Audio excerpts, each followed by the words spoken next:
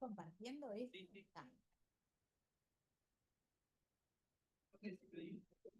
Se graba. Sí.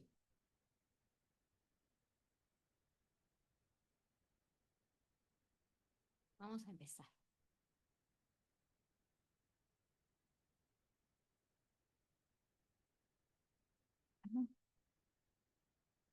Buenas tardes a todas las personas que se encuentran hoy de forma presencial con nosotros en esta sala Bauzá, pero también a los que en este momento nos están siguiendo por Zoom. Les quiero dar la bienvenida a la segunda actividad que nosotros estamos haciendo desde la Cátedra de Judaísmo Niso Acher del ciclo Memorias del Horror 80 años después. Estamos recordando que justo en este año se conmemoran los 80 años de la finalización de la Segunda Guerra Mundial y también 80 años del cierre de los campos de la muerte.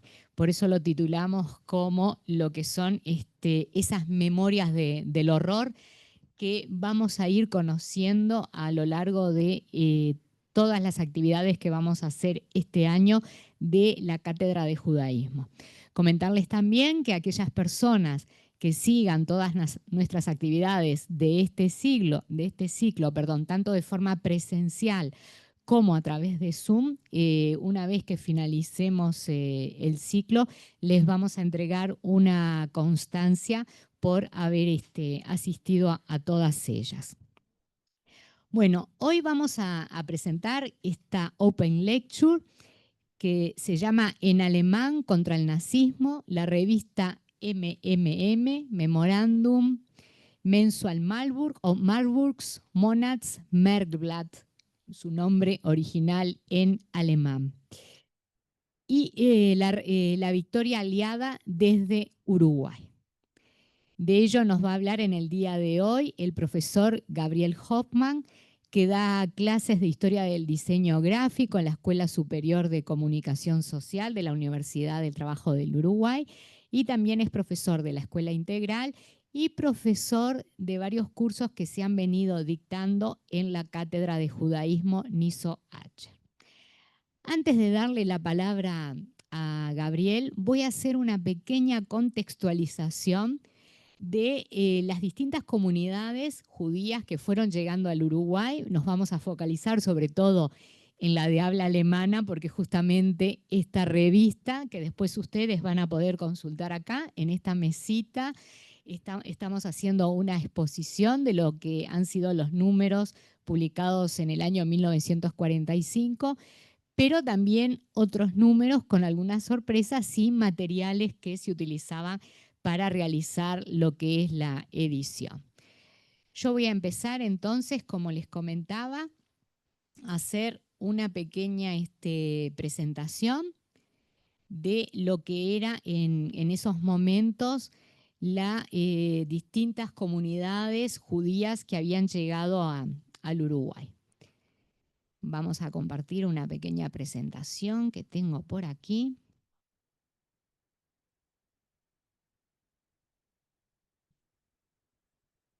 Se cerró. Pasó. Era PowerPoint. Sí, estaba bien. Detalles técnicos, teníamos abierta la presentación y se cerró.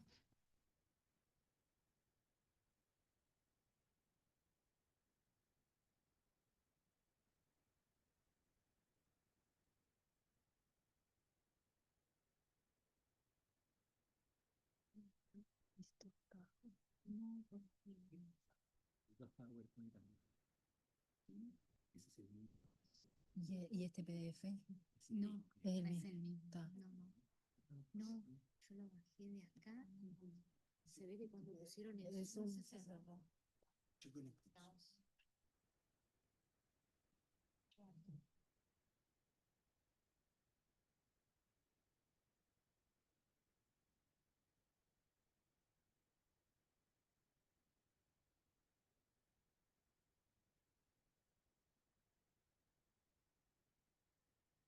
Ahí apareció.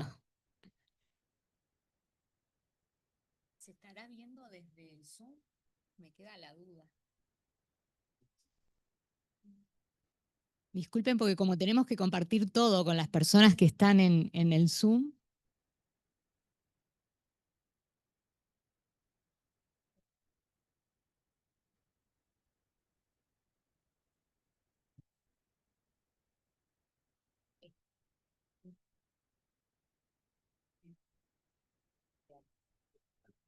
Bueno, arreglados los problemas técnicos, ya las personas que nos están siguiendo por Zoom no podían ver lo que estábamos compartiendo y ahora lo estamos compartiendo.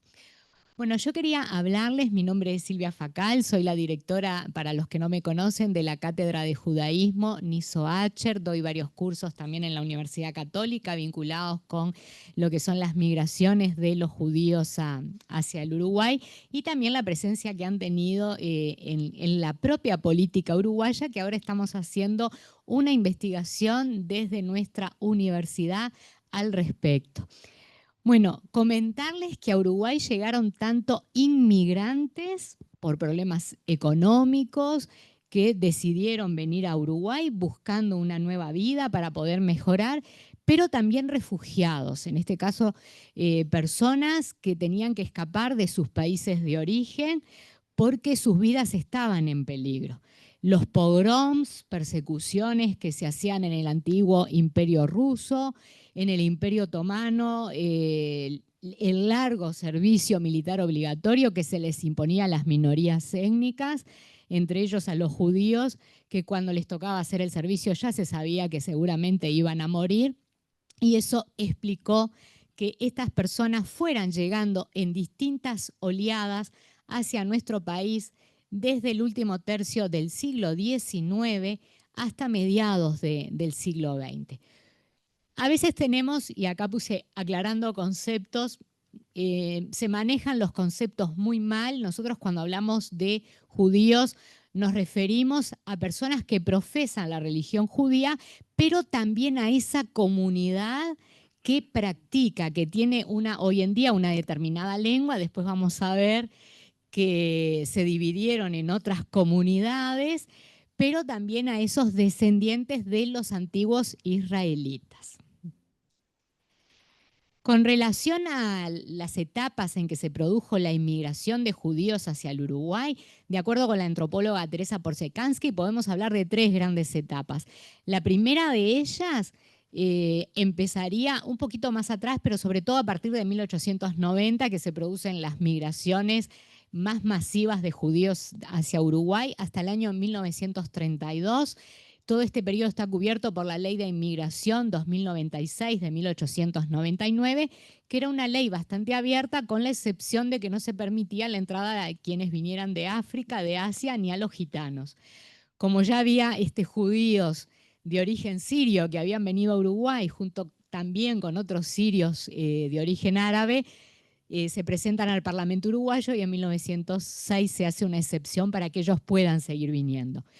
A partir del año 1932, Uruguay va a tener una política migratoria muy restrictiva. Se va a pasar a llamar esa política, con dos leyes del 32 y del 36, como leyes de indeseables, que lo que se trataba de evitar en el tiempo del terrorismo era que ingresaran a Uruguay personas con determinadas ideologías, como comunistas, anarquistas, pero también judíos en aquellos momentos y republicanos españoles, que va a estallar después la Guerra Civil Española.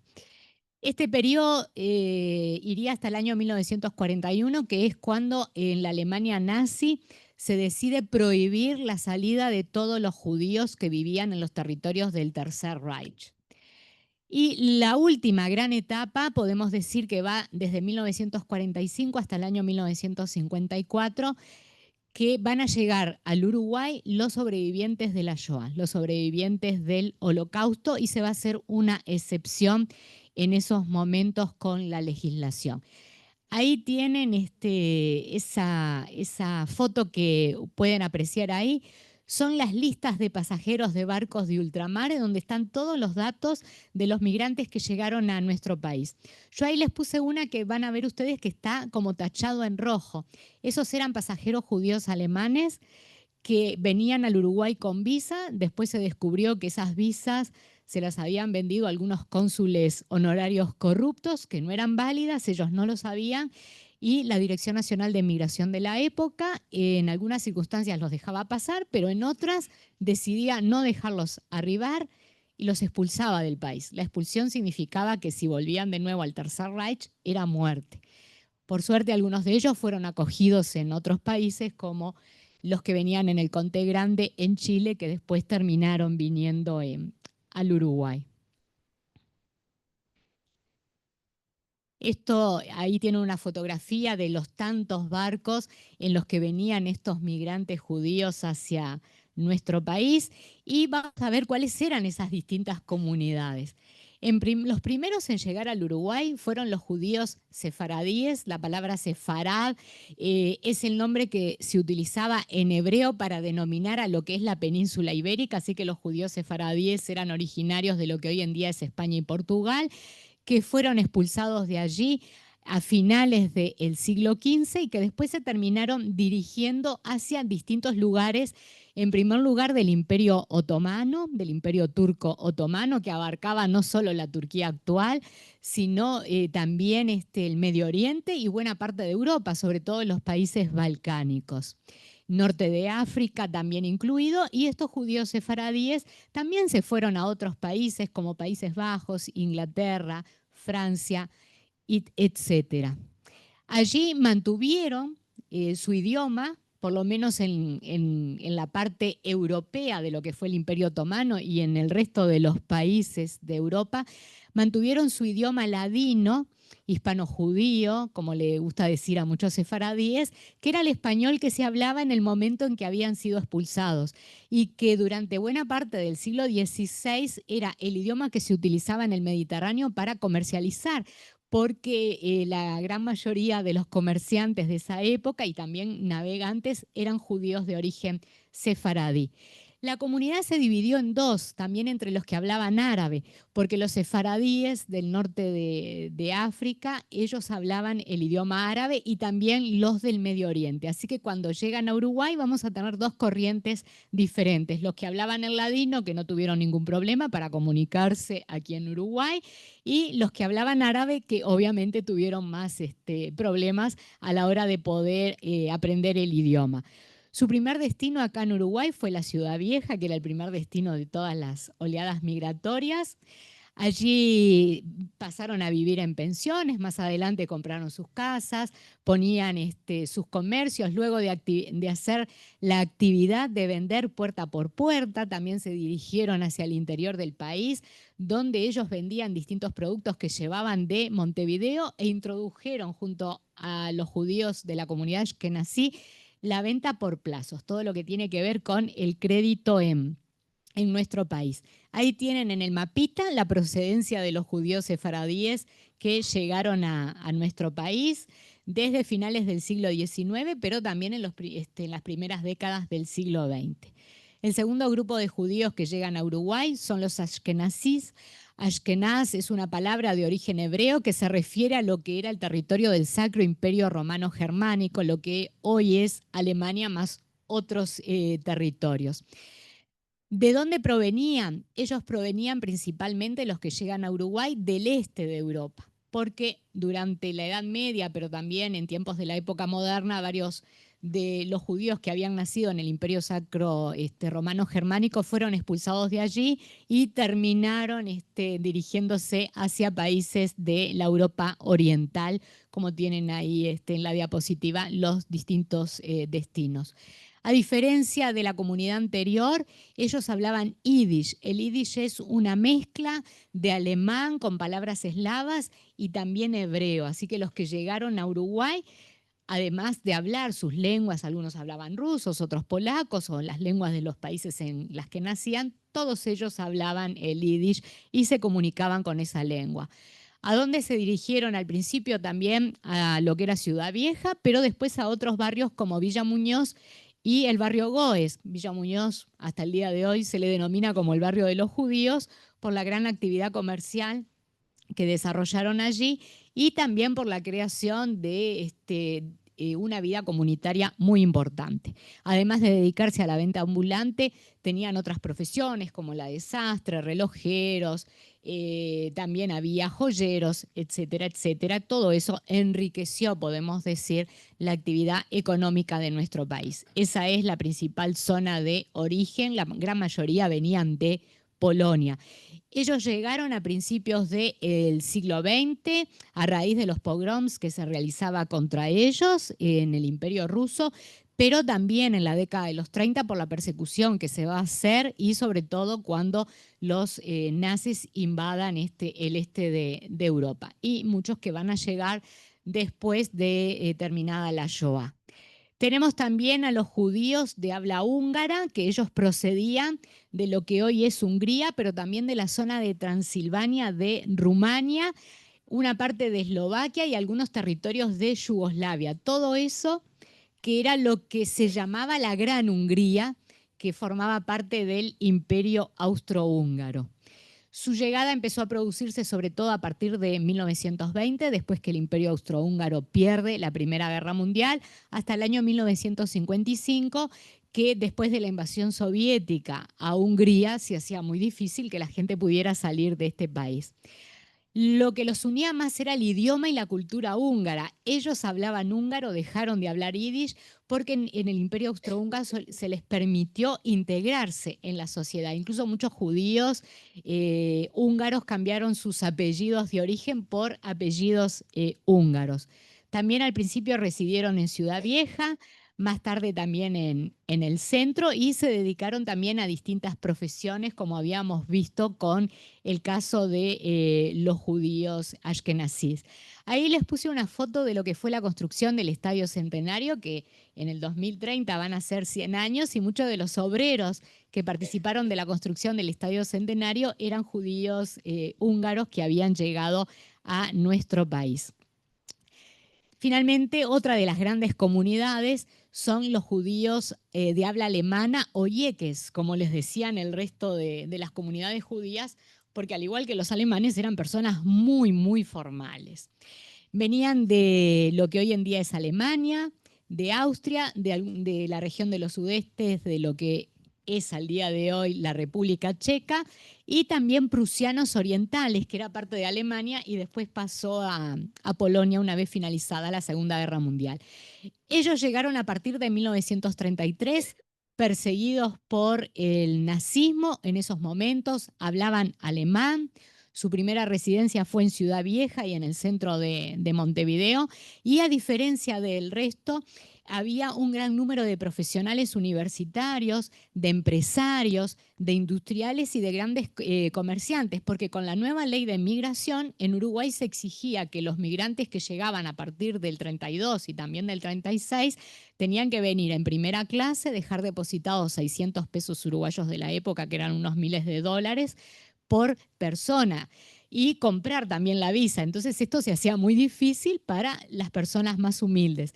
Por eso destacaba lo que era esa colectividad judía alemana de la que justamente Gabriel también desciende y nos va a hablar al día de hoy de esa publicación tan importante que tenía.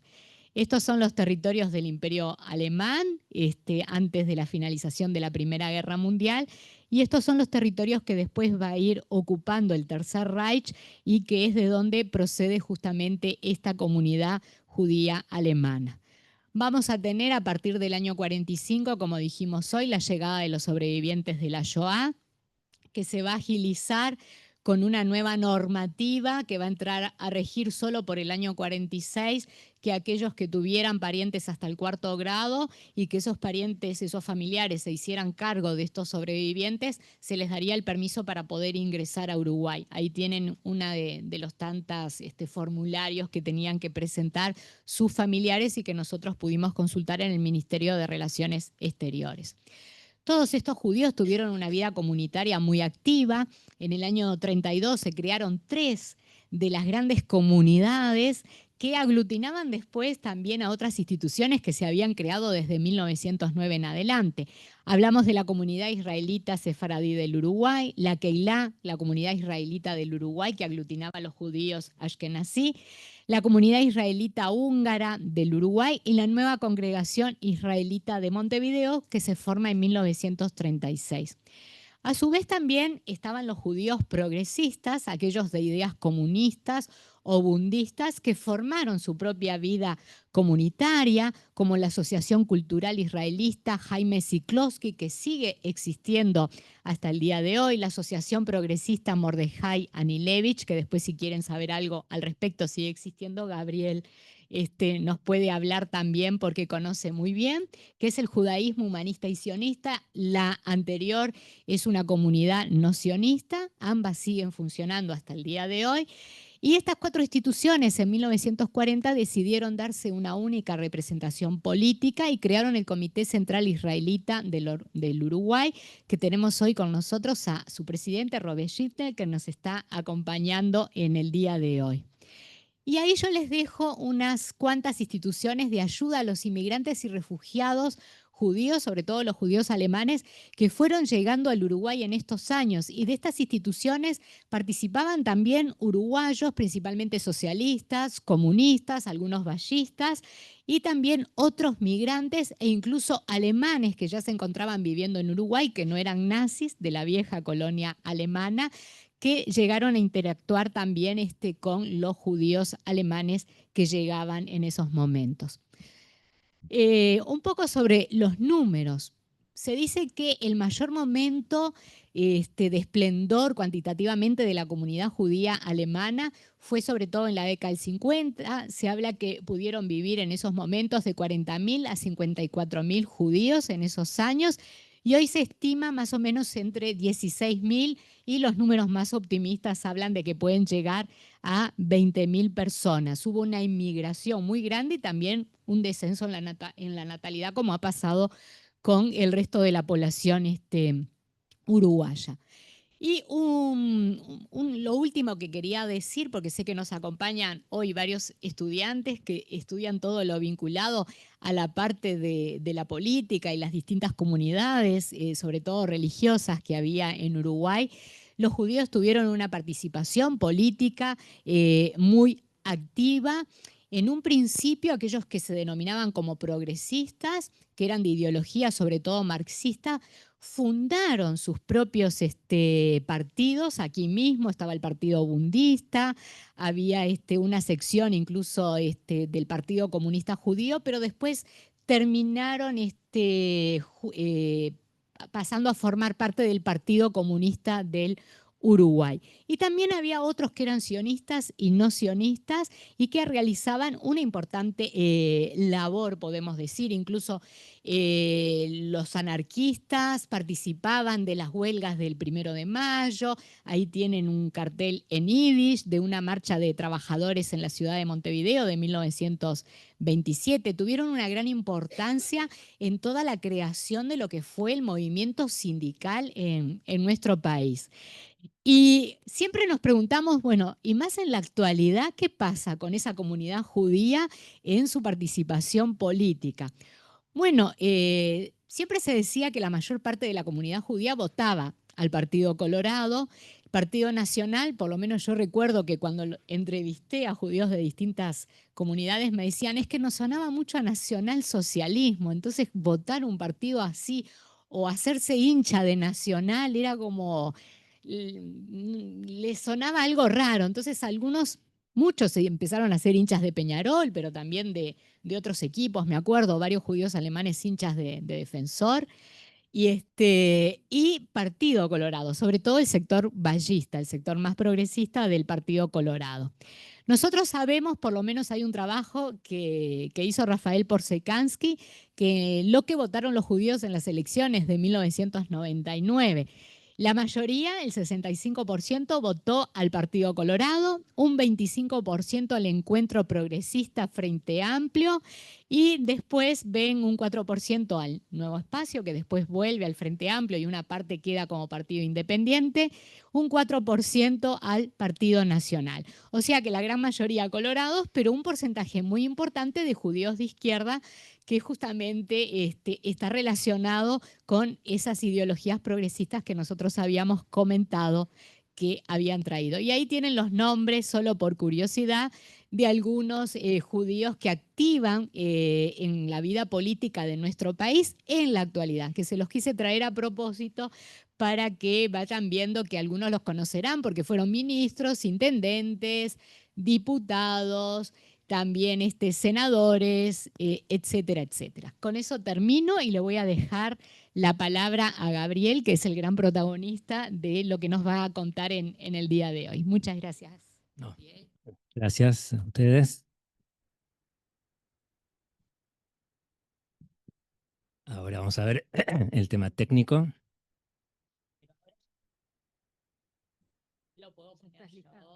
El cursor con esto, tanto acá como en el Zoom se va a ver. Piden ir firmando la listita que está pasando por ahí y no sé dónde está, la van pasando. Bueno, ¿qué tal? Bueno, como ya dijo Silvia, y bueno, como estaba en la placa, vamos a hablar de esta revista. Muchos me plantearon, no la conozco, voy a enterarme ahora en esta charla. Bueno, esa es un poco la idea. Eh, es una revista en alemán, en idioma alemán. Excepcionalmente tiene algunas notas en castellano, ahora vamos a ver. Muchas veces el editorial, las primeras páginas van a ser en español. Eh, Acá tenemos no sé si esta franja ahí. eh, Que salir, ¿no? Porque como que... no, pero dejar de compartir... Puntitos, los tres puntitos. Sí. Tocar de los colores para que te aparezca. Ahora vas a los puntitos, apretá. Ahí donde dice ocultar controles de reunión flotantes. Eso. Bien. Pueden volver porque vuelven Gracias. cuando quieren. Bien, Como que- acá. Y sigue todo igual. Ahí volvió. Ahí volvió. Ah, ¿cómo era? Acá. Los tres puntitos. Ahí.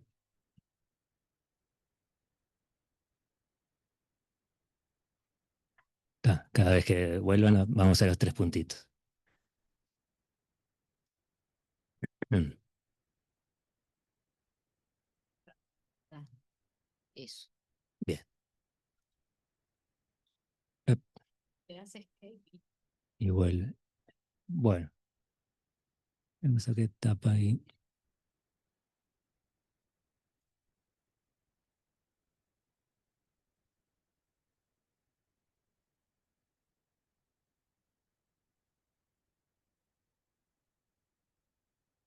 Bueno, bien. Bueno, ahí tenemos la ubicación temporal, entre qué año salió. Entre el año 42, 1942, sale el primer número, y el último sale en 1965. El nombre, ya ahí habrán leído, conocido como MMM, triple M, porque es la sigla de... la pronunciación del alemán, no, ¿tá? Así que yo voy a decir palabras, las voy a pronunciar mal. ¿Tá? Eh, Marburg, Monats, Merkblatt. ¿Tá? Por eso las tres M's. Más adelante se cambia la palabra Merkblatt por magazine, que es más o menos lo mismo, el concepto de revista. ¿Tá? Entonces sería la traducción revista mensual Marburg. ¿Tá? Eh, y era de temas variados, ¿tá? Muy versátil. Yo ahí a propósito puse 4 tapas que demuestran justamente lo versátil. Puse por acá la tapa, bueno, que la uso como presentación de, de- de esta charla del año 45, que es el número de mayo del año 45 al momento de la derrota del nazismo, con esa fotografía de los festejos en Montevideo por la derrota del nazismo. Pero tenemos este número del año 47 con la imagen del presidente, ¿verdad? Que había asumido Luis Valle, había fallecido Tomás Berreta y asumió el vicepresidente como presidente Luis Valle. Luego este número de 1950 a los 100 años de la muerte de Artigas. Entonces en septiembre es la imagen de Artigas. Pero son temas versátiles y este es un número de 1959 con en la fotografía algo más superficial, podríamos decir, que la victoria contra el nazismo, que Artigas y que el presidente Valle, es Isabel Sarli, la imagen de la Coca Sarli, ¿tá? En 1959. ¿Tá? Así que son temas bien versátiles. Vamos a ver hoy varias tapas de 1945, pero si al revisar las tapas del 42 hasta el 65, tenemos de todo. Es bien versátil la temática de la revista. Nosotros nos vamos a concentrar en el año 45 con el tema de cómo se vio la derrota del nazismo. Otra vez, temas técnicos, quiero avanzar y no avanza. Con las flechitas no está avanzando.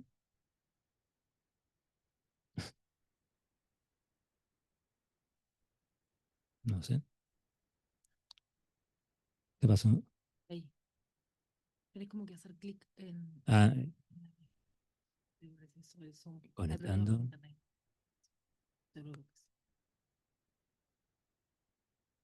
Eso es internet. Le doy acá la crucecita y sigo. Hay que esperar. Hay que esperar. Sí. Y después ya te quedó funcionando la flechita. Bien. Entonces vamos a esperar, sobre todo por los que están en Zoom, que vuelvan a tener la conexión. Les puedo, mientras tanto, ir comentando, ya que estamos con las tapas. En los años 50 y 60 hay tapas con paisajes de Montevideo, con paisajes de Alemania. Eh, bueno, ahí volvimos con, si hago así, ahí sigo, ¿va a estar bien? Bien. Bueno, el nombre de la revista, ¿por qué memorando en castellano también para que coincidan las letras, para que sean también tres M's en castellano, se usa el concepto de memorándum para revista, entonces era el Memorándum Mensual Marburg. ¿Tá? ¿Y por qué Marburg? Bueno, está la ciudad alemana de Marburgo, decimos en castellano, que tiene su destacada universidad. Y el editor de la revista era Federico Marburg. Les cuento, era mi abuelo. Mi segundo apellido es Marburg. Acá era conocido como Federico Marburg, en Alemania era Fritz Marburg, acá usaba, según la circunstancia, o Federico o Fritz. Bueno, acá lo tenemos en una exposición de libros organizado por la revista en el año 54, acá en el Ateneo de Montevideo, libros en alemán, una exposición de libros en alemán que organizó la revista, porque también gran parte de la temática de las páginas de la revista era comentario de libros en alemán. ¿Ah? Había acá varias librerías que vendían libros en alemán, que alquilaban libros en alemán. Era tipo círculo de lectura, era como uno se hacía socio y le prestaban los libros. Eh, Piensen que la televisión, Canal 10, empieza a transmitir en el año 58. ¿Tá? De ahí en adelante no hay televisión, o sea, entretenimiento en casa es la lectura, ¿tá? Entre otras cosas. Eh, y además tenemos que las comunidades alemanas, judías o no, conservaban el idioma dentro de la casa y entre amigos el idioma de origen. ¿Tá? Entonces, la lectura, bueno, si es en alemán, mejor. ¿Tá? Vamos a ver luego también audiciones de radio en alemán. ¿Tá? Este, Bien, bueno, entonces, esta exposición que, como les dije, editoriales alemanas, esto ya obviamente en la posguerra, le mandaban libros. Lo que hay en la exposición son algunas hojas que ya están impresas, que el texto en alemán dice, en nuestra revista vamos a comentar libros, y pide el envío de libros desde allá, desde Alemania, para ser comentados en la revista. Y luego, bueno, serán vendidos en esas librerías que se especializaban en libros alemanes. ¿Tá? Muchas de esas librerías eran, o básicamente las que tenían libros en alemán, publicaban avisos publicitarios en esta revista. Después vamos a ver alguno. Bien, bueno, esa exposición, para que vean un poco más, en el Ateneo, en el año 54, ahí tenemos el público, que básicamente es público de habla alemana, ¿no? Y básicamente judíos. Acá también, bueno, acá está con mi abuela en esa exposición. Tal vez les sorprenda que la revista lleve el nombre, o sea, como nombre, el apellido del editor. Era algo que se daba, era una costumbre a nivel mundial, desde el siglo XVIII, básicamente, que publicaciones, sea periódicos o sea revistas, como nombre tengan el nombre del fundador. ¿Tá? Acá les puse como ejemplo la revista Harper's, ¿tá? Que era de los hermanos Harper. ¿Tá? Es un ejemplo. Después vamos a ver algún otro. Eso porque hace poco me preguntaron cuando le llegó esta placa, me dice, pero es tu segundo apellido, ¿qué? La revista tiene, y bueno, sí, es porque era esa costumbre tener medios de prensa que el nombre era el apellido del editor. Además, en este caso está el tema de la ciudad, la Universidad de Marburgo. Bueno, encontré que hace un par de años, en el 2023, se editó este libro de la editorial Peter Lang. Ahí dije Peter, mira, no dije Peter, ¿no? Pues trato de pronunciarlo en alemán, no en inglés, sería Peter Lang. Este, eh, Fíjense, acá es un libro en alemán, pero acá está la traducción de lo que sería, y dice, Minorías de lenguas germánicas en Latinoamérica 1. ¿Tá?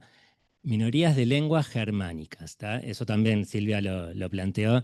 No decir estrictamente alemanes, decir más bien de habla germánica, porque tenemos también austríacos de distintas partes de lo que es hoy en día la República Checa. Hay incluso cierta sensibilidad como nosotros cuando estamos por ahí, somos uruguayos, y nos dicen, ustedes los argentinos, tal cosa. Bueno, a veces pasa con los austríacos cuando les dicen alemanes. Me pasó yo soy nieto de judíos alemanes, me pasó con un nieto de judío austríaco que le dije, sí, sí, tu abuelo que también era alemán. No, mi abuelo no era alemán, era austríaco. Bueno, eh, también ser claros en eso. Bueno, en este libro hay uno de los artículos es sobre Uruguay, sobre eh, comunidades germanoparlantes en Uruguay, todos los grupos, uno de ellos los judíos, escrito por Catarina, también no pronuncio, lo voy a pronunciar como me parece, no sé, Lochner, que su proyecto de tesis en la Universidad de, otra vez, Heidelberg, es sobre la historia de la prensa de la población germano-parlante en Uruguay. ¿Verdad? Esa es su tesis. Y en este libro ella escribe, a partir de la página 121, un artículo en alemán, acá está el título en alemán, no lo voy a leer, voy a leer la traducción. La prensa de la población germanófona del Uruguay en 6 periodos entre 1873 y 1983. ¿Ah? Ahí ella se dedica a todo lo que es prensa en idioma alemán, de- de- después de todos los subgrupos, dentro de ese periodo. Uno de los grupos, ahora vamos a ver, es el de los judíos alemanes. ¿Tá? En la tapa de este libro está esta fotografía, un almacén que hoy en día, ¿no? Un almacén que dice, se llama Alles gut, todo bien, viene a ser la traducción. Esto es en Río Grande do Sul, donde hubo importante inmigración alemana y hoy en día sigue existiendo ese almacén. Estuve revisando, sigue existiendo ese mm, autoservice, ese pequeño supermercado. En Río Grande do Sul, a 120 kilómetros de Porto Alegre. Bien, bueno, y como les dije, a partir de la página 121 es que escribe sobre Uruguay, y en lo que corresponde a la parte sobre las comunidades judías, acá tenemos, bueno, en alemán, ¿tá? Lo que ella plantea, que el director y editor Fritz Marburg editó el Memorándum Mensual Marburg, ahí en castellano. Después vamos a ver este subtítulo que tenía la revista. Acá, bueno, acá hay un error. Escribió que fue hasta el 46. Tal vez acá en principio se cambió el 6 por el 4, porque puntualmente salió hasta el 64, pero luego hay un par de números en el año 65. Pero básicamente, regularmente, sobre el final, tal vez bimensualmente, hasta el año 64. ¿Tá? Y es interesante lo que dice acá sobre el final de lo que recorté, que el primer capítulo, la traducción sería el primer artículo de la revista, el primer artículo de cada número se centraba en un tema político. Sin embargo, se centraba la revista principalmente en la literatura en lengua alemana. Como les comenté, mucho comentario de libro, de libro alemán en alemán, para que lo lean acá en Uruguay. Bien. Y bueno, como ya también les estuve diciendo, básicamente el público lector de esta revista era la comunidad de alemanes y austríacos, para no caer en sensibilidades, alemanes y austríacos judíos. ¿Tá? Y en el encabezado, en general en la primera página, bueno, tenía el logo de la revista, el nombre en castellano, el nombre en alemán, y fíjense, programa de los actos culturales y deportivos de los demócratas de habla alemana. ¿Tá? Este es en un número del año 45. Durante la guerra y los años posteriores a la guerra, esta aclaración que es para los demócratas de habla alemana. Y miren esto otro: distribución exclusiva a miembros de asociaciones antitotalitarias de habla alemana. ¿Tá? Esas dos aclaraciones, ¿tá? Que es en alemán, pero que quede claro que es antinazi. Es más, el público lector era básicamente alemanes judíos. Pero están esas aclaraciones muy necesarias, ¿tá? Porque había tal vez otros medios que no. Vamos a ver que no es el único medio que tiene un subtítulo de ese estilo. Vamos a ver que un par de publicaciones más que también tenían esa aclaración. eh, eh, Periódico alemán antitotalitario, demócrata, aclarando que no es nazi. ¿Tá? Había que aclararlo además, para evitar también sospechas a nivel policial. Tal vez por eso la primera página era en castellano. Este, para que lo primero que se vea, el contenido, cualquiera acá en Uruguay, a la hora de investigaciones policiales, está claro que es antinazi. Bien. Bueno, esto es un recorte de una tapa. El precio, fíjense, el precio, este es el número de mayo del año 45. El precio, acá tenemos 12 centésimos, ¿tá? 12 centésimos de peso. 12 centésimos que lo lograbas con una moneda de 10 centésimos, ¿tá? Acá está un lado, acá del otro, de los años 30 es esta moneda, y la moneda de 2 centésimos. Tenemos de acá de un lado, del otro, el famoso vintén. ¿Tá? Yo no llegué a ver el vintén, la mayoría acá de los que son jóvenes menos, pero yo por lo menos en mi generación oímos hablar, cuando algo es barato sale un vintén, ¿no? O no sale ni un vintén, no te voy a dar ni un vintén.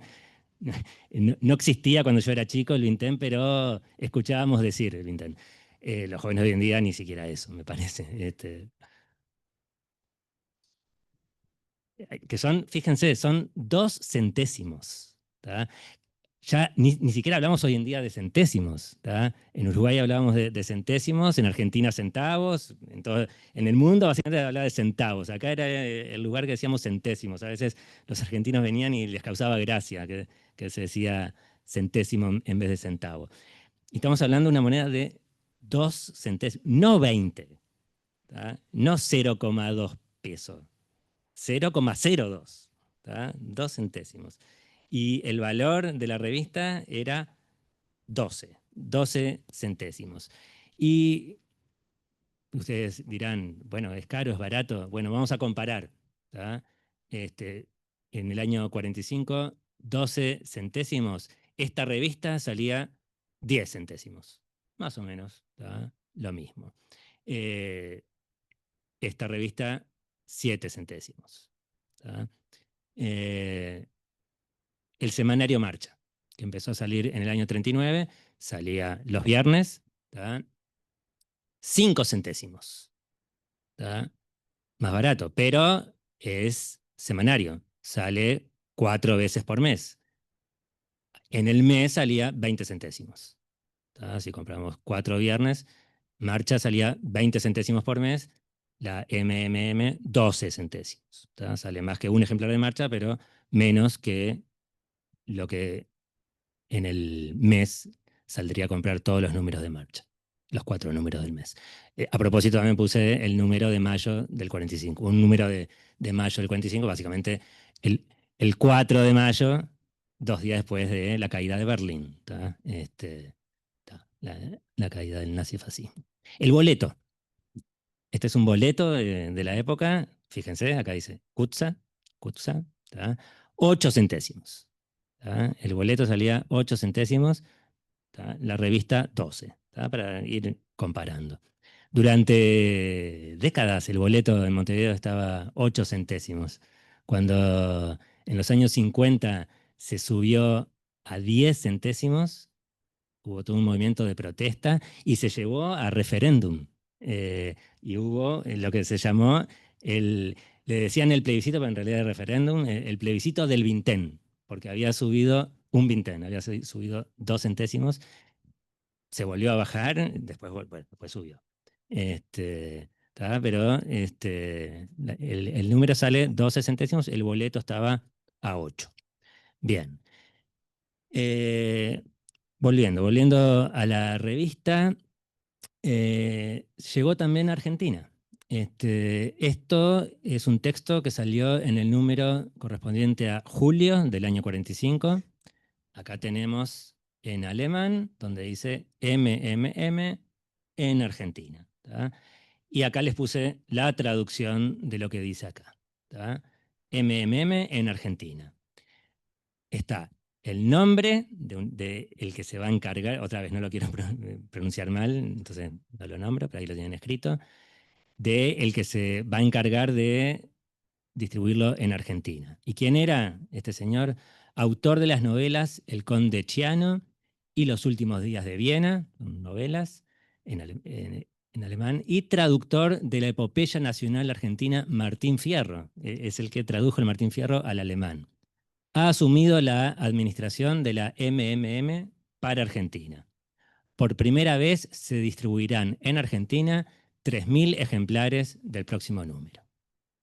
¿Tá? Así que hace un rato planteaste, en los años 50 va a ser el mayor momento de alemanes judíos en Uruguay con cerca de 50.000.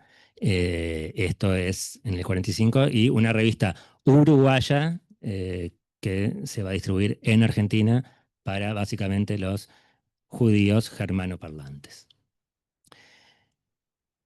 Y fíjense,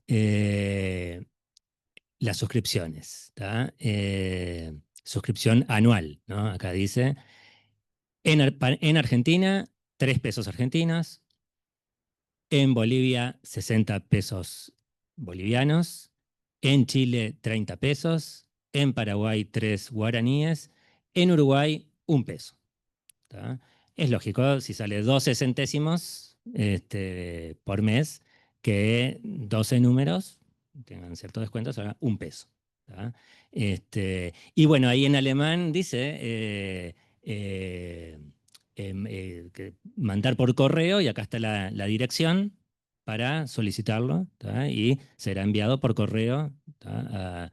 a la dirección correspondiente que uno ponga en estos países. Más allá que además en Argentina está esa otra distribución. ¿Tá? Bueno, básicamente, ¿no? dirigir la carta a Federico Marburg, y básicamente este era el domicilio. ¿Tá? La edición el que siempre va a figurar es la del domicilio. Y también editaba Federico Marburg lo que se llamó la Guía Marburg. ¿Tá? Ahí tenemos una tapa del año 45 y 46, que ahí ya les puse en qué consistía. Una guía telefónica anual, ¿no? Como ya no tenemos más, pero que hasta hace pocos años teníamos la de Antel, con los teléfonos de miembros de los teléfonos particulares de la comunidad judía alemana. Era como tener impresa la agenda de los amigos, era distribuida de manera impresa, además con avisos. Ahora les voy a mostrar alguna página. Claro, en la tapa, básicamente acá la mitad de la tapa es un aviso. ¿Tá? Ahora te voy a mostrar que en un ejemplar de la MM dice dónde se puede conseguir, además de que también con suscriptores. Acá un ejemplo por calles, la guía por calles, fíjense, convención, ¿no? Alfabéticamente acá, convención, y primero de dónde a dónde, ¿no? Básicamente desde la Rambla, Gran Bretaña, ahí en el barrio sur, hasta La Paz, ómnibus, y están los ómnibus que pasan cerca, los que sirven. Y acá empieza la numeración con los apellidos, ¿tá? Y nombres, y el teléfono. ¿Tá? Y destacados en negrita están los avisos, además de que hay avisos, ¿tá? Propiamente dicho. Pero tenemos acá particulares, y acá tenemos un aviso destacado. En la calle Convención, tal número, ¿tá? Y en alemán lo que dice acá es el círculo del libro. Y luego, en alemán, la aclaración, préstamo y venta de libros. Lo que hablamos hace un rato, obviamente en alemán. ¿Tá? Bien, calle Cuarain, lo mismo, de la Rambla, ¿tá? Hasta Graciada, Cufré, Cuñapirú, hoy en día Amézaga, ¿tá? Que lo vamos a mencionar el presidente Amézaga, porque justo era el presidente en el 45. Bien, acá, lo que Roberto había preguntado, la guía, cómo llegaba, y en el ejemplar de la MMM de marzo del 45 aparece esta columna, ¿tá? Donde dice Guía Marburg, y dice los lugares, acá la lista de lugares donde irla a buscar. Y está por barrios. Acá en alemán dice In Zentrum en el centro, y los lugares donde se puede conseguir.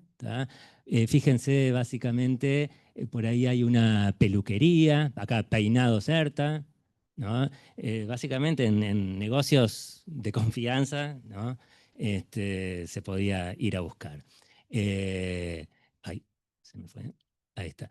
En Parque Rodó, en alemán, acá, Berber Marburg es sería publicidad, es la traducción. Se llama, Marburg Publicidad le llamaba tipo, a la editorial de la guía, de la revista, y ahora les voy a mostrar algo más. Bueno, en la dirección, Gonzalo Ramírez, como vimos en otro aviso. En Positos, donde tenemos acá también otra peluquería, por ejemplo. En un círculo de lectura, también de esas librerías, bibliotecas que uno se afiliaba y pagaba por el préstamo de libros. Y acá en alemán también dice, así como en su vendedor de periódicos, algunos kioscos también estaba disponible. Y abajo, a domicilio, pedirla, ¿tá? A Gonzalo Ramírez o llamar al teléfono, ¿tá? Que recuerden era UTE, no existía Antel todavía, era Usinas y Teléfonos del Estado, ¿tá? También en el número de mayo de la MM, propaganda de la guía, ¿tá? Lo que básicamente dice acá en alemán es un recurso publicitario que si no estás en la guía, sos miembro de la comunidad judía alemana y no estás en la guía en Montevideo, como que no existís, sos media persona. ¿Tá? Entonces por eso está ahí media persona. Y bueno, Marburg Publicidad, dirigirse a Gonzalo Ramírez, tal y tal. Y piensen que no había Google, no había ninguno de esos recursos para actualizar. Me mudé, esto y lo otro, hay que avisar. Bueno, acá en la MM, número de julio del 45, ya para preparando la edición que va a salir en enero del 46 de la guía Marburg, se pide que se actualice. Entonces, en una de las páginas de la revista, recortar el cupón y mandarlo por correo con los nuevos datos. El nombre, la dirección, esto es en alemán, el nombre, la dirección, ¿tá? El teléfono, ¿tá? Para actualizar los datos, ¿tá? Eh, bueno, eh, un antecedente de la revista, de la MM y de la guía, lo encontré en uno de los capítulos de este libro que es del año 57, publicado por el Congreso Judío Mundial, sobre judíos en Uruguay, y bueno, sobre temas varios. Y hay un capítulo que es La prensa y la radio judía, que lo escribió José Jerosolimsky, ¿tá? En la página 247 de este libro.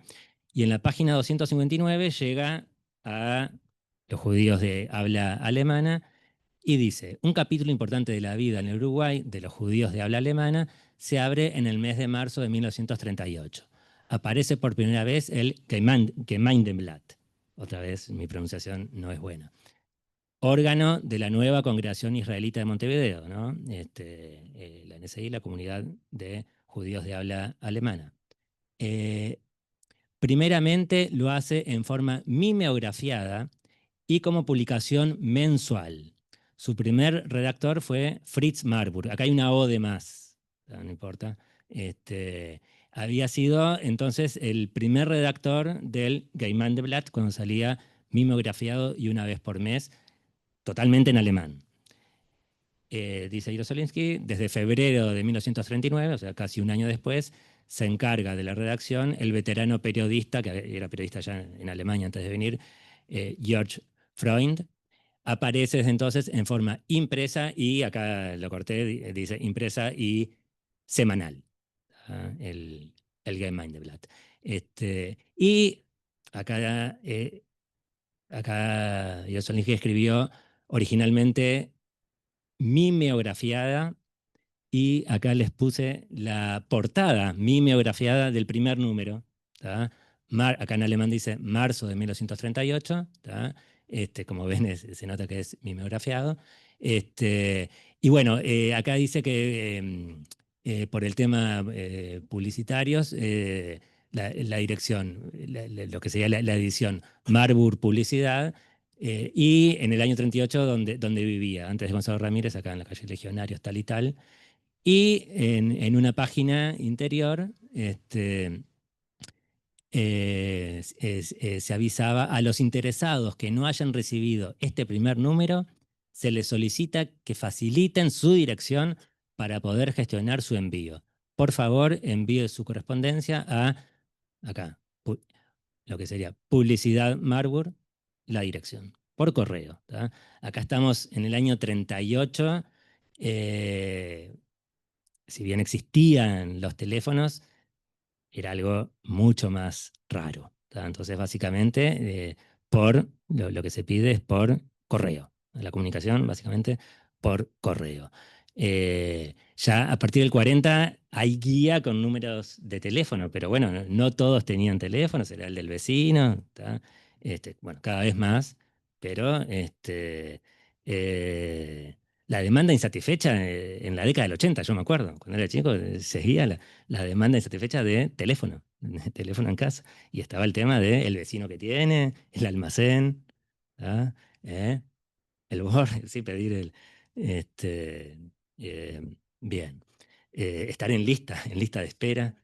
Eh, bueno, volvemos a la revista y concretamente, yo voy a hacer mucho esto de salir de revista, volver, y el tema de cómo se vio el final de la guerra. Vamos a esta etapa del año 45, del mes de marzo, donde básicamente en la tapa tiene el índice. ¿Tá? Me interesan los primeros artículos. El primero, fíjense, es sobre Toscanini, el director de orquesta, destacado, contemporáneo en ese entonces, italiano, y uno dice, bueno, la primer nota es sobre Toscanini. Como les dije, la revista era de temas variados. Uno dirá, bueno, esta primera nota es sobre música, ¿no? Un tema artístico. Bueno, sí, es verdad, pero a propósito, Toscanini, porque era un italiano antifascista. ¿Tá? Y bueno, tenemos acá página 1, la foto de Toscanini, el texto en alemán, y yo acá les puse la traducción de lo más importante, ¿no? de lo que dice. Sus disputas con líderes fascistas y nacionalsocialistas lo convirtieron en un ideal democrático. Como la mayoría de sus compatriotas, anhela esto es marzo del 45, se viene la caída de Mussolini en abril. Como la mayoría de sus compatriotas, anhela una Italia democrática de posguerra, ya se sabe la guerra va a terminar, libre de tendencias fascistas y monárquicas, que quede claro, ¿tá? Cuando la nueva Italia que sea una república, como finalmente lo fue, ¿no? La figura de Víctor Manuel seguía, ¿tá? Del rey de Italia. Después, otras páginas de este número de marzo se titula El antisemitismo en Alemania. ¿Tá? Acá en alemán lo que dice es el antisemitismo en Alemania. ¿Tá? Y luego lo que dice acá, en el subtítulo, es los autores intelectuales del asesinato en masa de los judíos de Europa. Y en el texto, que básicamente es una página y media, al principio dice, este párrafo acá, ven, ahí está el signo de pregunta, ¿no? Porque comienza. ¿Cómo fue posible que miles de estas personas, mujeres y niños, hayan sido asesinados de la manera más cruel por miembros de un pueblo que afirma estar en las naciones más civilizadas? ¿No? Busca el autor, el doctor Fogel, que era un miembro de la comunidad judía alemana, acá en Uruguay, es el que escribe esta nota. Bueno, buscando una explicación, ¿no? ¿No? Sobre el tema de qué pasó en Alemania. Y básicamente en una página y media lo que relata en esta nota es una historia del antisemitismo en Alemania, comenzando por el siglo XVI, con Lutero. ¿Tá?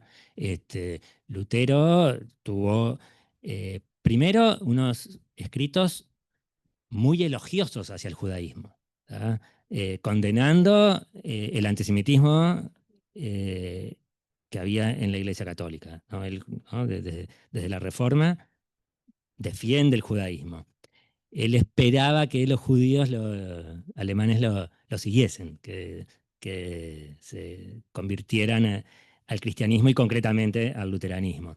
No hubo masivamente ese resultado y se fue al otro lado, ¿tá? Y tuvo escritos muy antisemitas sobre el final de su vida, son muchos de ellos. Este, bueno, y es este artículo una historia del antisemitismo alemán a partir del siglo XVI, como queriendo explicar cómo fue posible. Bien, pasemos a otro número, el número de abril. El anterior era el de marzo. ¿Tá? Esta es la tapa, como ven acá, del número de abril. ¿Tá? Eh, y algo que decía acá abajo en las tapas, acá está un poco cortado, única revista democrática de habla alemana en toda América del Sur. ¿Tá? Después vamos a ver que hay otras que, como les dije, dicen algo similar. Pero como revista tal vez sí sea la única. Después vamos a ver algún periódico, pero así revista, magazine, como ven ahí con ese formato bien de revista. Este, en ese momento podría decirse que es la única. Y bueno, siempre también el subtítulo, este, programa de actos culturales y deportivos de los demócratas de habla alemana. Los demócratas, queda claro, los no nazis. ¿Tá? Les sorprende deportivos. Entre las instituciones de judíos alemanes fue importante el club deportivo, ITUS se llamaba, hasta tenía fue campeón de ping-pong, el equipo de ITUS en ese momento, en lo que era el campeonato nacional de ping-pong, tuvo el título de campeón. Tenía su equipo de fútbol. Bien. Bueno, en la tapa tenemos una fotografía, acá dice en alemán lo que es, y entre paréntesis en castellano, ¿tá? Dice el puente de Remagen. ¿Tá?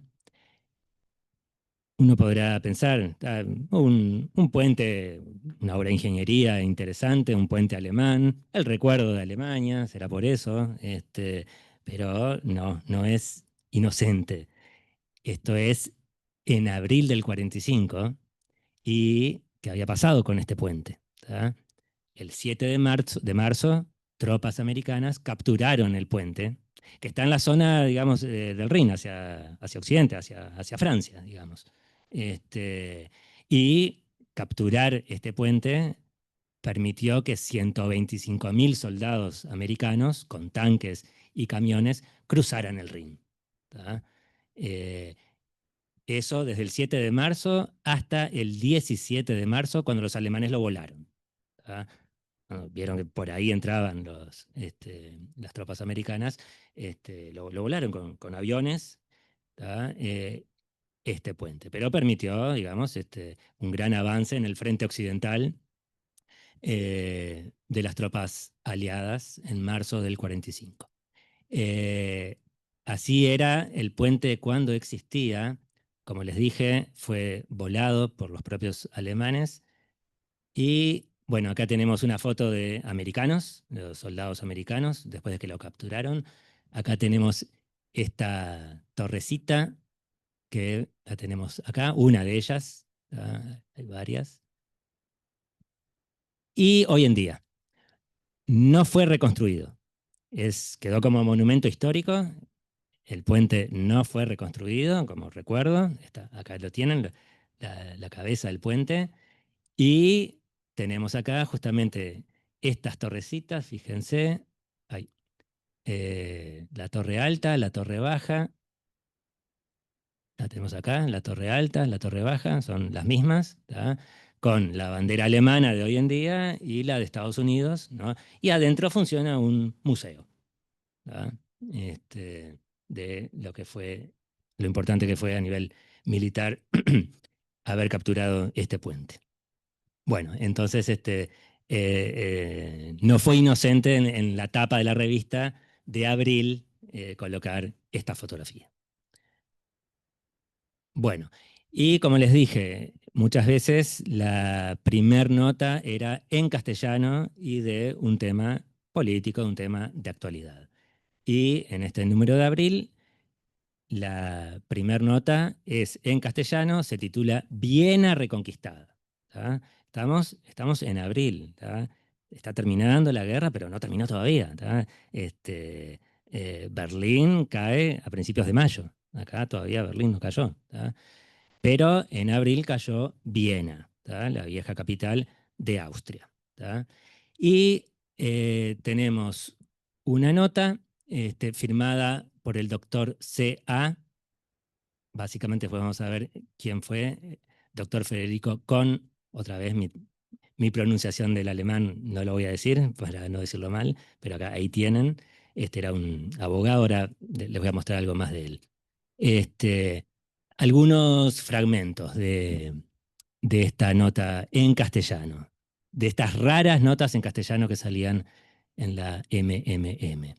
La liberación de Viena, célebre e histórica capital de Austria, merece ser destacada por constituir la prueba elocuente de la inmensa fuerza arrolladora de los pueblos libres que están firmemente dispuestos a no dar tregua al régimen ya agonizante de la dictadura nazista.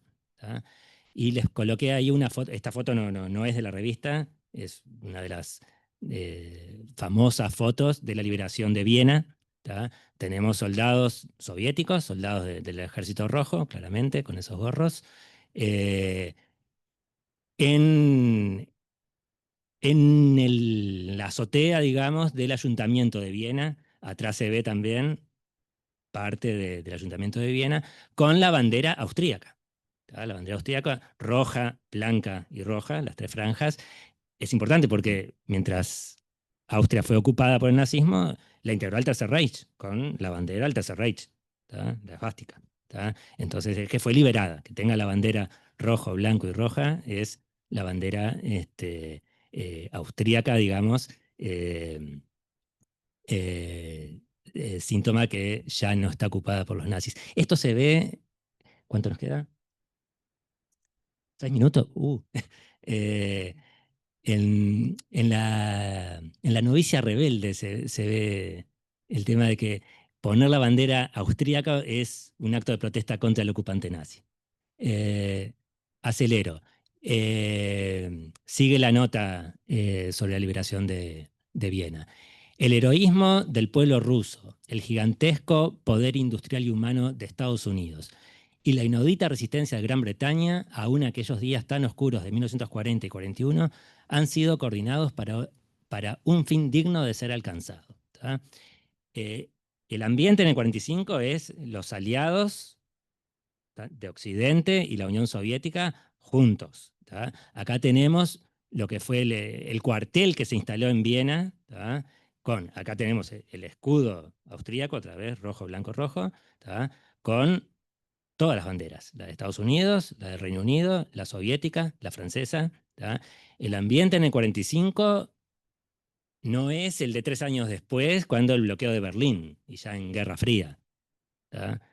Cuando ahí ya se veía más que rivalidad, un enfrentamiento entre Unión Soviética y Occidente. ¿Tá? Pero el ambiente del 45 lo vamos a ver en la revista, en el contenido y en imágenes, es de alianza. ¿Tá? Bueno, acá el mapa del el avance justamente del Ejército Rojo. Acá, fíjense, Viena todavía no fue conquistada. Y si vamos al 13 de abril, el avance, ahí sí, Viena liberada. Igual que Varsovia, ¿tá? El avance, en este caso, del Ejército Rojo. Bueno, les decía, el doctor que escribió la nota en español trabajaba en este estudio jurídico, después va a tener el suyo propio. Este aviso no es de la MM, es de este otro periódico, El Tiempo. ¿Tá? Y miren lo que les decía, parecido la aclaración. Publicación democrática alemana uruguaya. Único periódico para toda la colonia de habla alemana en Uruguay. La MM decía, única revista de habla alemana democrática. ¿Tá? Bueno, este medio salió a partir del año 34 y desde una postura liberal, digamos, era una oposición al liberalismo. En el libro de Silvia se los menciona, acá dice, a fines de 1934, Erich, bueno, otra vez, no pronuncio bien, ¿sí? Fundó el periódico antinazi, no, ¿tá? 16, ¿tá? El Tiempo, que pronto aglutina a los recién arribados exiliados políticos alemanes. ¿Tá? Y es interesante, este señor Erico o Eric Schoenemann también es mencionado por Germán Friedman, que escribió bastante sobre comunidades alemanas en Argentina, sobre todo. Y acá destaca que fue director de teatro en Berlín y que la destitución de actores judíos lo enfrentó, él no era judío, lo enfrentó con el Ministerio de Propaganda y se fue a Uruguay en el 34 y el año siguiente fundó este periódico, ¿tá? De alemanes antinazis en Uruguay. Y menciona acá el movimiento strasserista. Strasser era un ex miembro del partido nazi que fue expulsado del partido, se volvió antinazi antes de la llegada de Hitler al poder. El hermano del otro Strasser, que ese sí siguió siendo nazi, pero fue víctima en la noche de los cuchillos largos. ¿Tá? Y murió lo mataron los propios nazis en el 34, al hermano, ¿tá? De Strasser. Entonces, este señor Erico, miembro del movimiento strasserista. Volvemos a la MM y ahora al número de mayo, ¿tá? Con la tapa, ya en mayo sí, ya fue la caída de Berlín, ya fue la rendición alemana, Día de la Victoria. ¿Tá? Y acá dice Montevideo, ¿tá? Y fíjense, acá está en alemán lo que dice, pero entre comillas, ¿tá? Dice Montevideo en el Día de la Victoria. ¿Tá? Los festejos con las banderas uruguayas. Día de la Victoria, que bueno, en Occidente se celebra el 8 de mayo y en la Rusia de hoy en día y algunos países de la ex Unión Soviética y en Israel se celebra el 9 de mayo. ¿Tá? Por aquello que la rendición fue a las 22:43 del 8 de mayo en la zona central de Europa, pero en Moscú ya eran las 0:43 del 9 de mayo. ¿Tá? Yo les dije que en Israel se conmemora el 9 de mayo, eso sobre todo por los veteranos de guerra que en los años 90 emigraron a Israel. Y que acá tienen, fíjense, hoy en día en rojo los países que celebran 9 de mayo. Rusia, su aliado Bielorrusia, ¿tá? Acá los países alrededor del Mar Caspio, ¿tá? Serbia, Bosnia, y fíjense, acá tenemos Israel. ¿Tá? El 8 de mayo, básicamente, Reino Unido, no está en el mapa, pero Estados Unidos, Francia, ni que hablar, ¿tá? Y bueno, países que hoy en día no quieren celebrar el mismo día que Rusia, claramente, miren, Ucrania, no, ¿tá? Celebran entonces el 8 de mayo. Italia tiene su propio día, ¿tá? Cuando la caída de Mussolini, 25 de abril, y el 5 de mayo su propia liberación, Holanda, Dinamarca. ¿Tá? Pero interesante. Acá tenemos, fíjense, un 9 de mayo en Jerusalén en el 2017 tenemos veteranos ya bien ancianos, desfilando el Día de la Victoria en Israel con la bandera la bandera que llevó a Berlín el 3 de mayo, y la bandera de Israel. Y ellos con sus uniformes, se ponen sus uniformes y sus condecoraciones del Ejército Rojo. ¿Tá? Por ley de la Knesset, es el Parlamento israelí, es el 9 de mayo el Día de la Victoria. Oficialmente después de los años 90. Bueno, otros medios acá en Uruguay que conmemoraron la victoria. Bueno, tenemos El Plata, que lo publica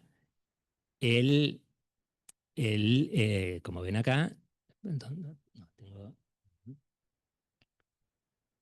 acá, el 8 de mayo. ¿Tá? Ustedes vieron, en Moscú ya la rendición era en la madrugada del 9. En la zona central de Europa es la noche, ¿tá? Del 8. Acá es más temprano. Acá la noticia, acá estamos más temprano, acá ya es de tarde. Todavía es de tarde, digamos, cuando llega la noticia de la rendición. Y el diario El Plata lo publica el propio 8. Entonces ustedes dirán, ¿cómo está? Bueno, El Plata era un diario de la tarde. Este es un carnet de periodista del Plata, así que El Plata pudo poner día a la victoria. Y lo que les decía del ambiente, están todos. ¿Ah? Acá está más grande. La figura de Winston Churchill, de Truman, de Gaulle y de Stalin. ¿Ah? Tenemos acá una fotografía donde está el presidente de la República de Uruguay, ¿tá? Amézaga, en el balcón no existía todavía la residencia presidencial, de lo que él alquiló para sus 4 años era entonces de presidencia. Y acá les puse en el recorte de este balcón, como ven es este mismo, ¿tá? El Palacio de Piria, la Suprema Corte de Justicia hoy en día. ¿Tá? En la Plaza Cagancha, ¿tá? Acá la peatonal, acá estaría lo que era la Honda enfrente, ¿no?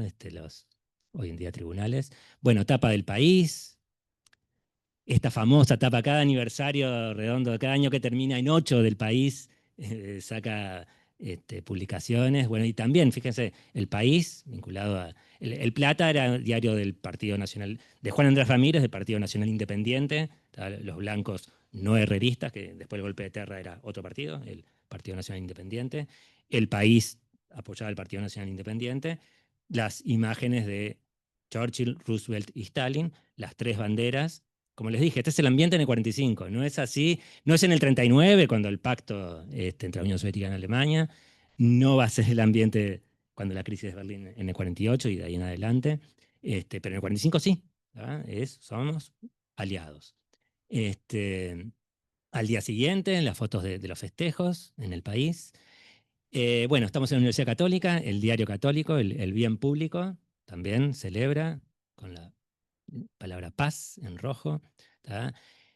El Día también publica el tema de la rendición y con el Día no, eso que yo dije que era el ambiente generalizado de que somos todos aliados, el Día como que fue la excepción. Y ahí tenemos la foto del balcón del edificio del Día que colocó la bandera uruguaya, la francesa, la británica y la americana.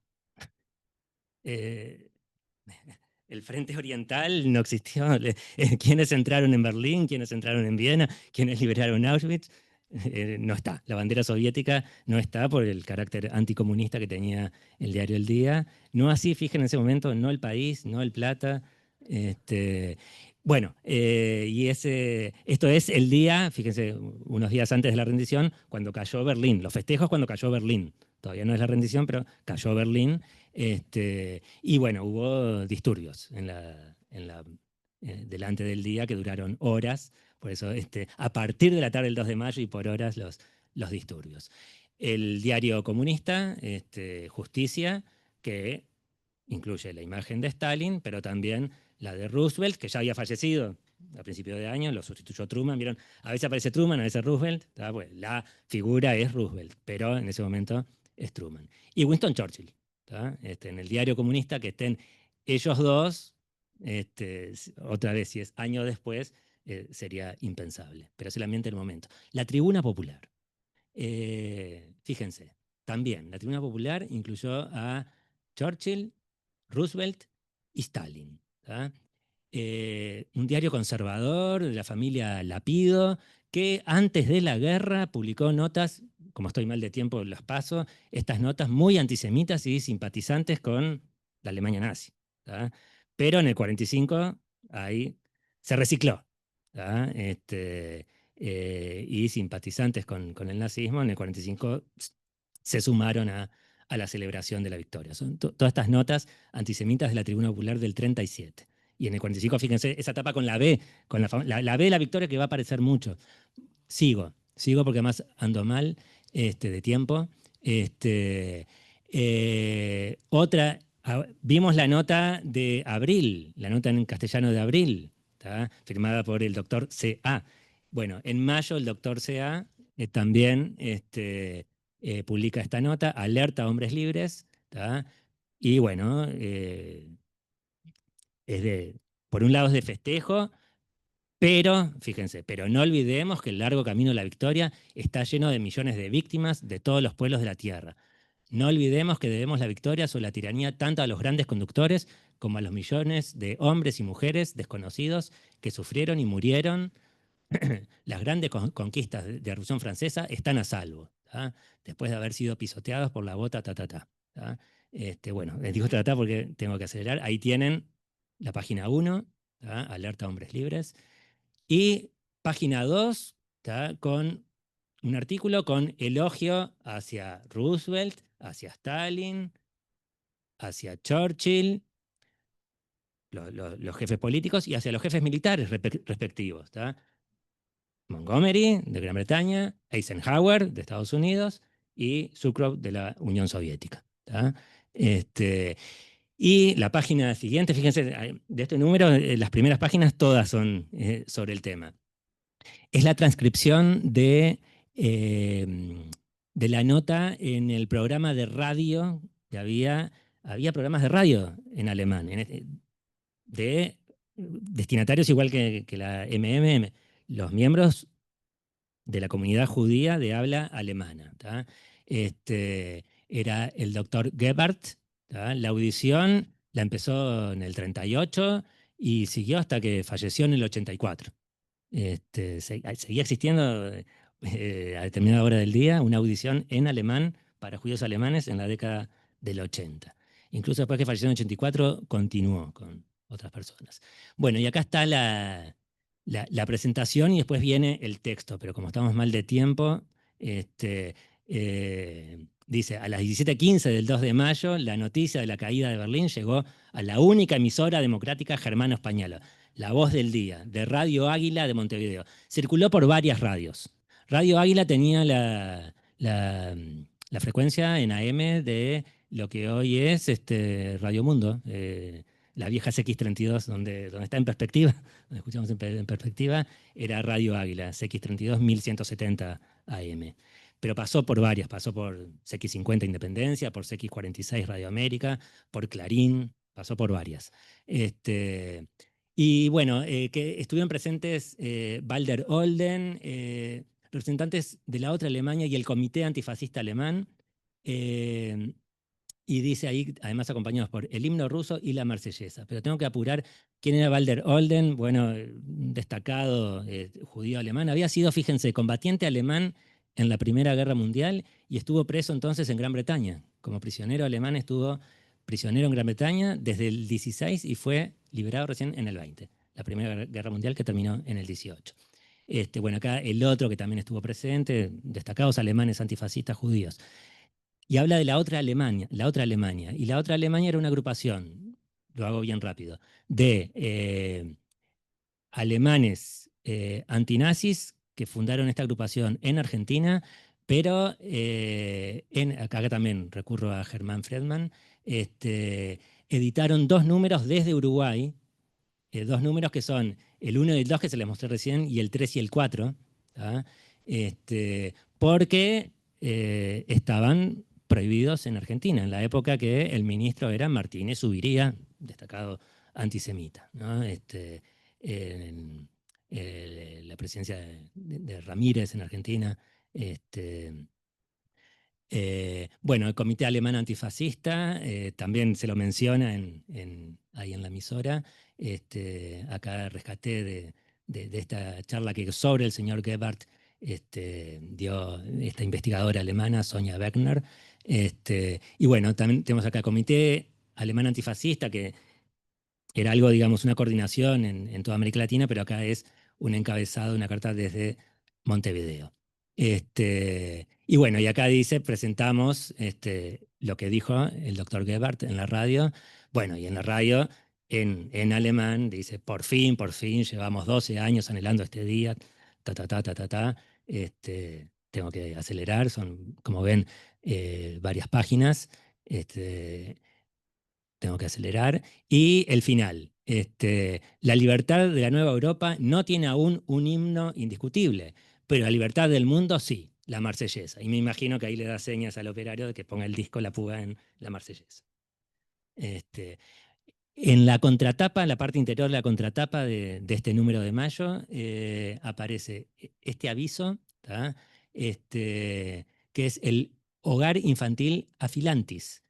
Afilantis era la asociación filantrópica de los judíos alemanes. Básicamente es Asociación Filantrópica Israelita, ¿tá? Y tenía un hogar de niños. Bueno, en la guerra en algunos casos venían niños sin familia y había un hogar.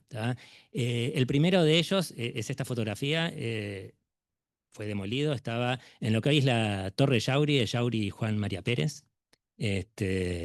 Después se mudó a Jaime de Sudáñez, donde hoy está el movimiento Betar, y después a Payán, donde hoy está la NSI. ¿A la de Yauri? A Jaime Sudáñez. Cuando era, claro, el hogar. Cuando ya después no fue necesario un hogar infantil, Payán pasó a ser una residencia de estudiantes del interior.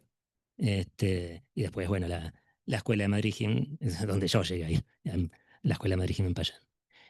Bueno, en enero sobre Afilantis, en alemán se plantea que Joint, la organización Joint, ya no va a poder ayudar porque la prioridad es los sobrevivientes del judaísmo europeo. Entonces, bueno, se pide, a través de Afilantis, se pide dinero, ayuda, para todo lo necesario. Bueno, número de junio, en la tapa tiene este edificio de la ciudad de Frankfurt am Main, de donde era mi abuelo. Y otra vez, no es inocente. Eh, y acá lo dice en alemán. Esta empresa se convirtió en el cuartel de Eisenhower. Operó desde ahí. ¿Tá? Entonces, como se capturó a esta empresa de la industria química que tenía la patente del gas ciclón. Así que en Nuremberg después hubo eh, se le confiscó, y básicamente después volvieron a ser las empresas que era la fusión de distintas empresas químicas, la BASF, la Bayer, Agfa y otros. Que bueno, en ese momento habían colaborado, pero después hay una desnazificación de todas estas empresas. En español sobre elecciones en Gran Bretaña, que se venían, esas famosas elecciones que Churchill perdió. Esto es antes, acelero. Y acá tenemos el número de julio con en la tapa tenemos esta fotografía, ¿tá? Y acá dice, Rolf Weinberg inmigró al Uruguay hace 6 años y al estallar la guerra concurrió como voluntario a las banderas de la democracia. Fue 3 veces herido, recibió 5 condecoraciones y y como se ve de los signos que se encuentran en su brazo izquierdo, participó en 8 grandes batallas. La presente foto acabamos de recibir acompañada del encargo de saludos a todos sus amigos en el Uruguay. ¿Tá? Bueno, el uniforme es francés. Él viajó y se entrenó en la Legión Francesa en el exilio en Londres. ¿Tá? En la otra Alemania del año 44 hay una carta que él manda y el padre que estaba acá la publicó en El Día, fíjense, El Día, y bueno, por ahí dice que le gustaría estar allá, dice que extraña el churrasco de la madre y que acá en el frente tiene que comer lo que sea. Pero él, repito, él alguien que de bien joven se vino a Uruguay escapando del nazismo y volvió a combatir contra el nazismo. Sobre él encontré en el Times de Londres eh, varias notas sobre él. Y yo cuando empecé a buscar sobre él encontré que allá por 2008 vi esta etapa y lo googleé y en el 2008 vivía. Y bueno, yo tenía pensado contactarlo cuando después no lo hice. Y después el obituario. En el 2011 lo que encontré fue el obituario. Falleció en el 2011. Bueno, esto lo paso porque estamos mal de tiempo. Es él. ¿tá? Se pueden encontrar audios en inglés de que él cuenta. Esto puede encontrarse ahí. Bien, paso sobre elecciones en Gran Bretaña. Paso. Voy a cómo se vio la victoria en avisos publicitarios. Fíjense, número de mayo, baile de la victoria. ¿tá? Y ahí dice, la orquesta tal y tal, en el Club Social, organizado por el Club Social Amistad, en el Hotel Playa Ramírez. ¿tá? El Hotel Playa Ramírez, que hoy en día es este edificio en Gonzalo Ramírez, entre Salterain y la Escalinata de Requena, frente al parque. Confitería Sarandí, y tenemos bilingüe. Se adhiere con alegría por la derrota del nazifascismo y en alemán, rápido. Organización jurídica Yalambrí, se adhiere justamente a la alegría con que la humanidad civilizada celebra la victoria de las fuerzas de la democracia. Hotel Esmeralda de Piriápolis, también todo un texto acá de celebración, firma el propietario, griego, como ven. Ocean Hotel de Piriápolis, también tenemos en alemán, todo en alemán, acá con el tema de la celebración. Acá puse la traducción, el Ocean hoy en día, como está igualito. El Hotel American, también acá. Saludos a todos los amigos con los mejores deseos de una paz duradera y una era más feliz, el hotel hoy en día. Acá los dos, uno al lado del otro, en Piriápolis, hoy en día. El Hotel Embassy de Piriápolis, hoy en día un edificio de apartamentos reciclado. Y también acá en alemán, no, acá en castellano, se adhiere al triunfo de la democracia, anhelando una era de libertad, etcétera, etcétera. Parque Hotel de Piriápolis, hoy en día apartamentos, compartiendo el júbilo universal por la paz y un mundo mejor. Avisos publicitarios que hablan de la victoria. Acá con un poco de humor. Reparación de zapatos. Y está totalmente en alemán y acá está la traducción y dice el título, todo el ejército ruso con suelas express. ¿Cómo? Y después dice, naturalmente nuestro taller no podía equipararlos, sin embargo en Montevideo nuestro taller de reparación, pero también es sobre el festejo. Casa Eco, vestimenta con la B de Victoria, y lo que dice acá es que en este momento, fíjense, no son horas, ¿no? En estas horas de exaltación, entonces no es momento de lo comercial, entonces el catálogo de ofertas de invierno, porque es mayo, ya se viene invierno, va a estar en el próximo número de la MME. Mientras tanto, visite los escaparates.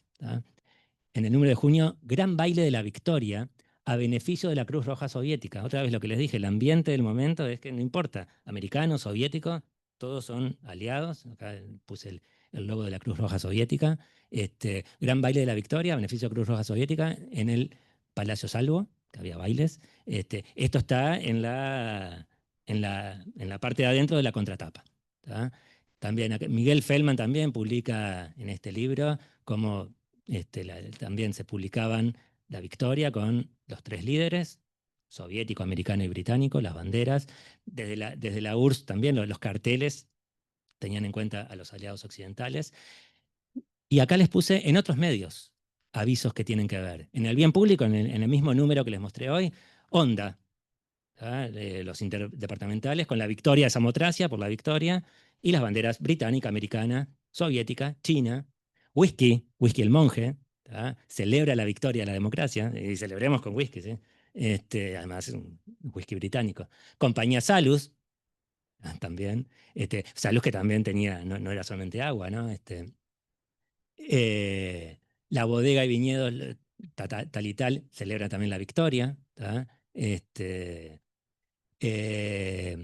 La UTE, ¿tá? Esto no es en la MM, esto es en el bien público, pero para que vean cómo también hay avisos.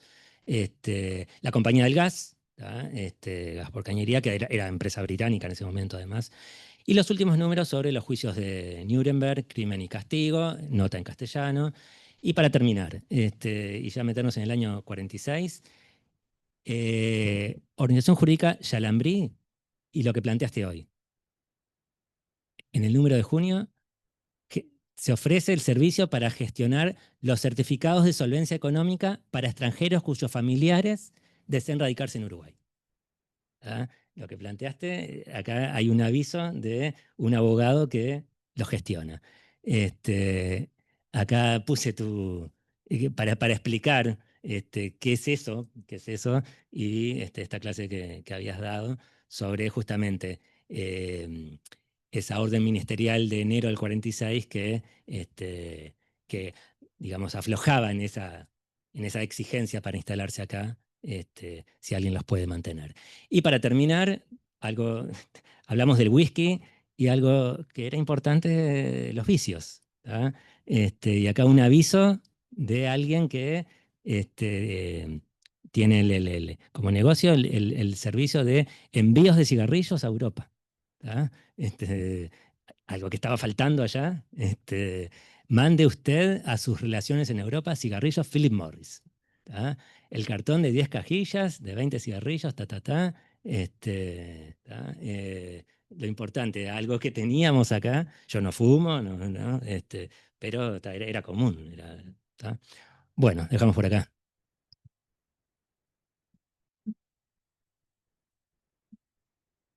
Bueno, muchas gracias, Gabriel. Nos quedaríamos todo el día. Yo, al igual que los estudiantes que se fueron yendo, también tengo clase, pero les avisé que capaz que iba a llegar un poco más tarde. Lo que pasa que fue muy emotivo porque además entramos en la historia del Uruguay, sobre todo ustedes, los más jóvenes, que nos hablaba de cosas de que casi no había un teléfono, de cómo se festejaba, de cómo el precio del boleto, que hoy en día es un disparate, y cómo la gente vieron cómo actuaba. Y bueno, sobre todo lo que fue ese fin del horror y cómo lo habíamos festejado acá. No tenemos ya tiempo para preguntas, pero el autor de esta gran conferencia se va a quedar acá unos minutitos. Quienes quieran pasar a esta mesa y puedan mirar todo este material que él nos nombró, lo pueden hacer alguna pregunta, y bueno, damos por finalizada lo que es esta segunda actividad de la Cátedra de Judaísmo y ya los informaremos de las siguientes actividades. Muchas gracias.